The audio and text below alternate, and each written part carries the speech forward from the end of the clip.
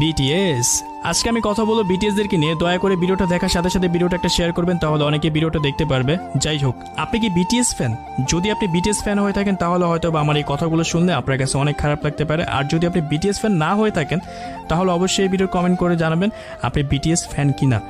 যাই হোক, বিটিএস হচ্ছে মূলত সাউথ কোরিয়ার একটা শিল্পী গোষ্ঠীর নাম। তারা মূলত কয়েকজন শিল্পী মিলে একটা ব্যান্ড তৈরি করছে, যে ব্যান্ডের নাম তারা দিয়েছে বিটিএস। আর বিটিএস এর জনপ্রিয়তা এত পরিমাণ ছড়াইছে যা বলার বাহিরে। বাংলাদেশেও তাদের জনপ্রিয়তা অনেক বেশি। আপনি কি জানেন বাংলাদেশে তাদের যে জনপ্রিয়তা আছে, তাদের যে ফ্যান ফলোয়ার আছে, সেই ফ্যান ফলোয়ারের ভিতরে 80% হচ্ছে মেয়ে। ভাবা যায়। আর 20% হচ্ছে ছেলে। আমি জানি না কোন ছেলেরা তাদের ফ্যান। যাই হোক, তো যে সকল মেয়ে ফ্যান আছে তাদেরকে দেখার জন্য সেই সকল মেয়েরা অনেক বেশি পাগল। যাই হোক, তাদের জন্য সুখবর, বিটিএস আসতেছে বাংলাদেশে। তাদেরকে 43 কোটি টাকা দিয়ে দেশে কিনে নিয়ে আসা হইতেছে। বর্তমান সময়ে দেশের অবস্থা অনেক বেশি খারাপ, সকল পণ্যের দাম বেড়ে গেছে, মানুষ 3 বেলা ঠিকমতো খাইতে পারতেছে না। সেই সময় তাদের মতো মানুষকে এদেশে কিনে নিয়ে আসা হবে। আর তাদেরকে দেখার জন্য প্রায় প্রতি টিকিটের দাম হবে 18,000 থেকে শুরু করে প্রায় 52,000 টাকা প্লাস।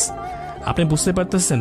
আর যে পরিমাণ মেয়েরা তাদের জন্য পাগল, তাদেরকে দেখার জন্য ঘর থেকে চুরি, ছিনতে, ডাকাতি সব কিছুই করতে পারবে। যাই হোক, সেটা তাদের ব্যক্তিগত ব্যাপার।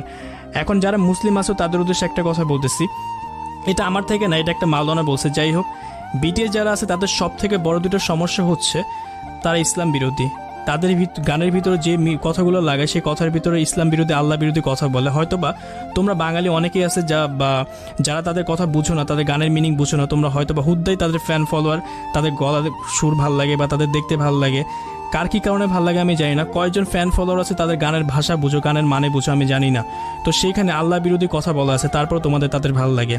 যাই হোক, এরপর যদি তোমাদের তাদের ভাল লাগে সেখানে আমার আর কিছু বলার নাই। আমি একটা মুসলিম হিসেবে আমার যতটুকু বলার উচিত ছিল আমি ততটুকুই বলছি।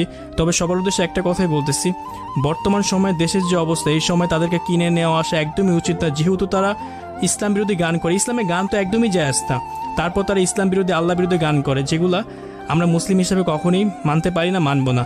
আর যে সকল ফ্যান ফলোয়াররা তাদের আসো, দয়া করে তাদের থেকে সরে দাঁড়াও। তোমরা তো মুসলিম, তোমরা তো মানুষ। যারা তোমাদের সৃষ্টিকর্তাকে নিয়ে বাজে কথা বলে তোমরা কেন তাদের সাপোর্ট করবে? যদি আমার কথা খারাপ লেগে থাকে তাহলে আমাকে মাফ করবা। আমি মুসলিম হিসেবে যতটুকু বলার আমি বলছি। আর যদি ভিডিওটা ভালো লেগে থাকে তাহলে ভিডিওটা অবশ্যই একটা শেয়ার করবে, তাহলে অনেকে ভিডিওটা দেখতে পারবে। এখনই শেয়ার করো।